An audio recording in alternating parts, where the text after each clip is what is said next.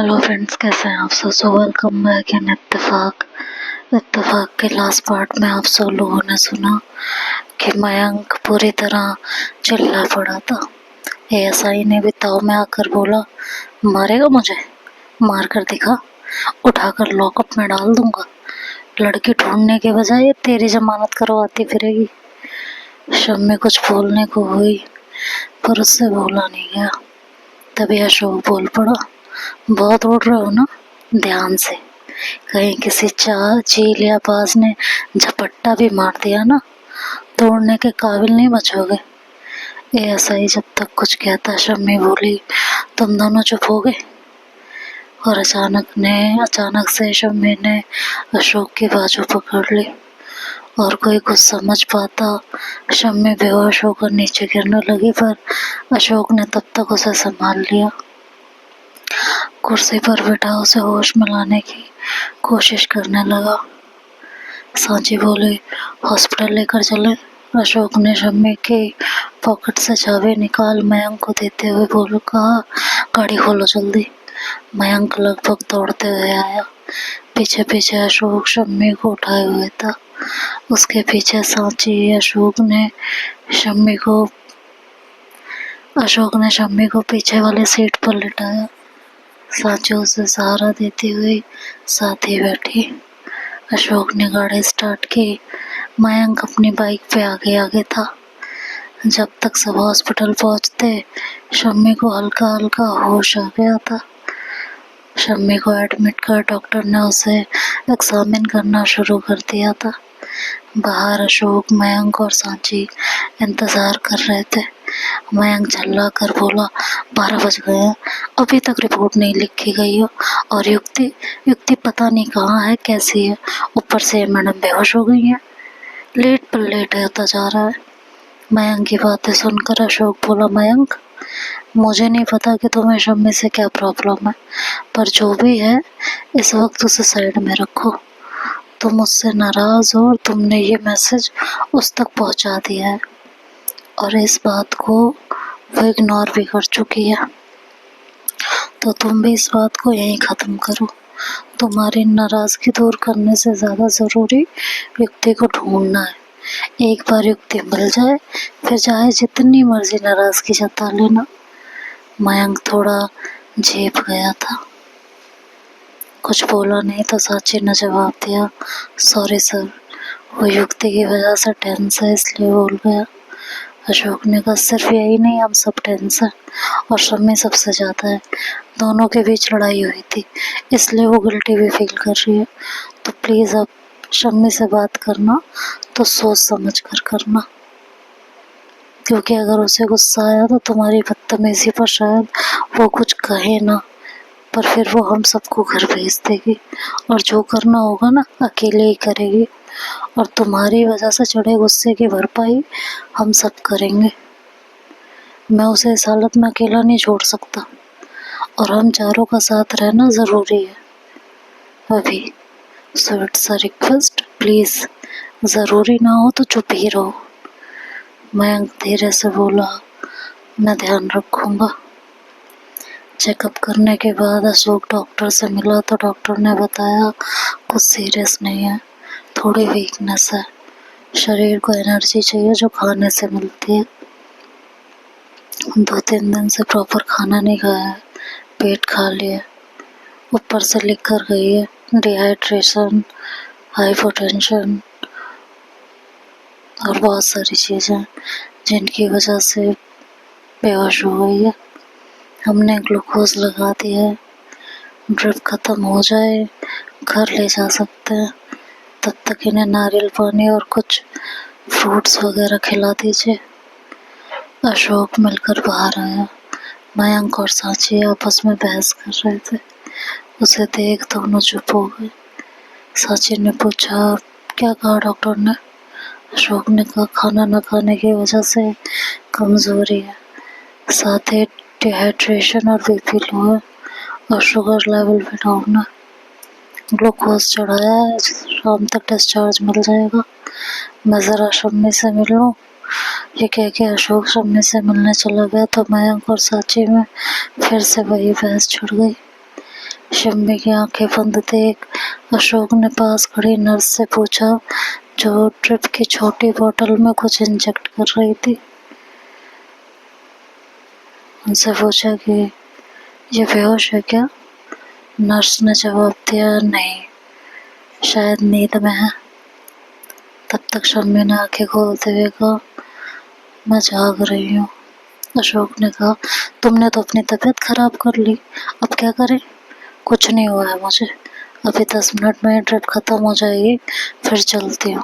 तुम जरा पता करो एसपी साहब ऑफिस आए हैं या नहीं, फिर चलती हूँ। नर्स बोली, आप कहीं नहीं जा सकते, ये तो मैंने अभी पीसीएम चढ़ाई है, आपको बुखार था उसके लिए, ये खत्म होगी तब फिर कहीं जाकर ग्लूकोज चढ़ेगा, जिसमें 2 घंटे लग जाएंगे। शम्मी ने कहा, मुझे नहीं चढ़वाना ग्लूकोज, ये खत्म होते ही ये सब उतारो, मुझे जाना है, डॉक्टर से बात कर लूँगी मैं। अशोक ने कहा, तुम चुपचाप लेटी रहो, कहीं नहीं जाना, जहाँ जाना होगा मैं जाऊँगा, जब तक डॉक्टर खुद डिस्चार्ज नहीं देते तुम यहीं रहोगे, मैं यहाँ नहीं रुक सकती। पता नहीं युक्ति कहाँ है, किस हालत में होगी, मेरा जाना ज़रूरी है, तुम एसपी को फ़ोन लगाओ अभी के अभी। अशोक ने कहा, एसपी को फ़ोन भी कर लूँगा और बात भी कर लूँगा, पर तुम्हारा ठीक होना ज़रूरी है, और युक्ति को ढूंढने का काम तुम्हारा नहीं पुलिस का है, जो भी होगा मैं संभाल लूँगा, तुम अभी अपना ध्यान रखो। अशोक उठते हुए कहता है कि जैसा भी होगा मैं तुम्हें फ़ोन पर बताता रहूँगा।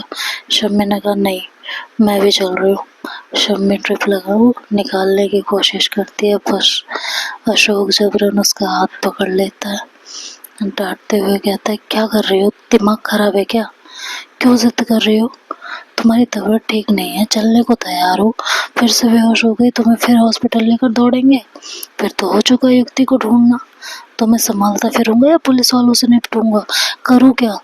तुम कभी समझती क्यों नहीं हो किसी चीज को, हमेशा अपनी जिद पे अड़ी रहती हो, हद नहीं हो गई है तुम्हारी?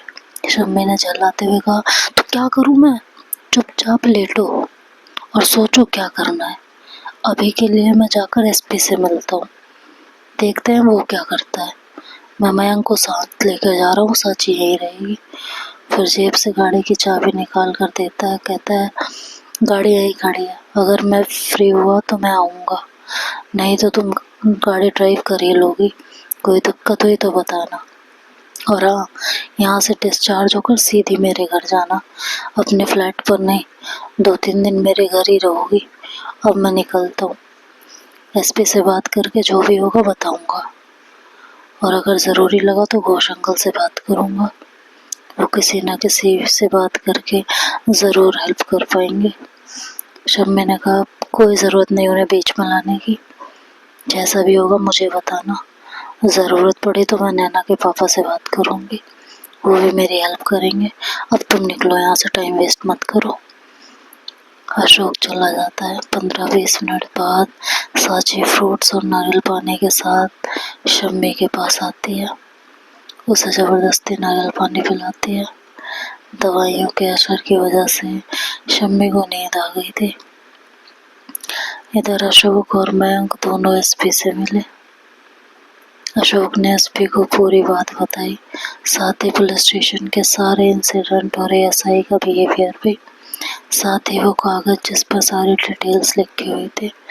एसपी सारी बातें सुनता रहा, फिर कागज लेकर उसे पढ़ता रहा। पढ़ने के बाद उसने अशोक से पूछा कि इस मैटर को मैं अपने तरीके से हैंडल करूं या तुमने कुछ सोच रखा है?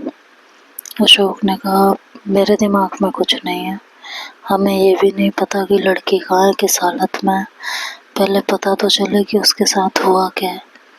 एसपी ने कहा, तुम श्योर नहीं हो? हाँ?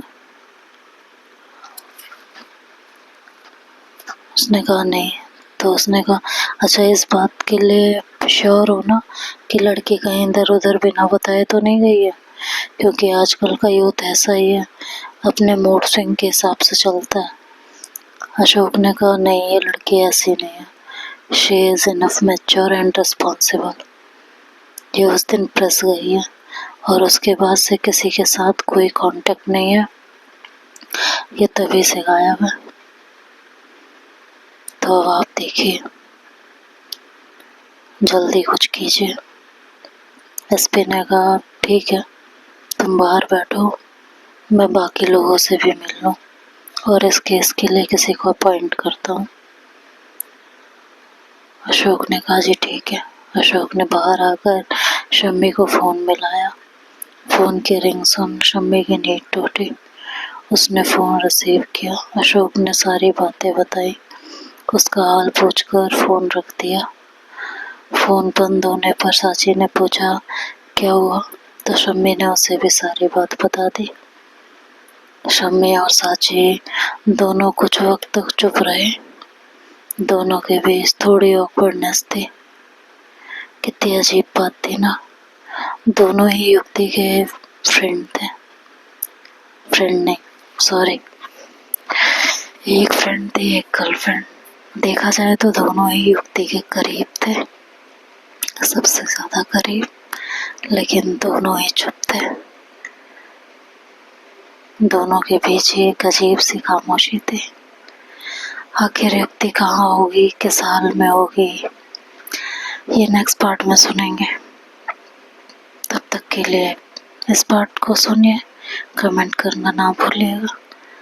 बाय बाय, टेक केयर, ध्यान रखिए आप सब अपना।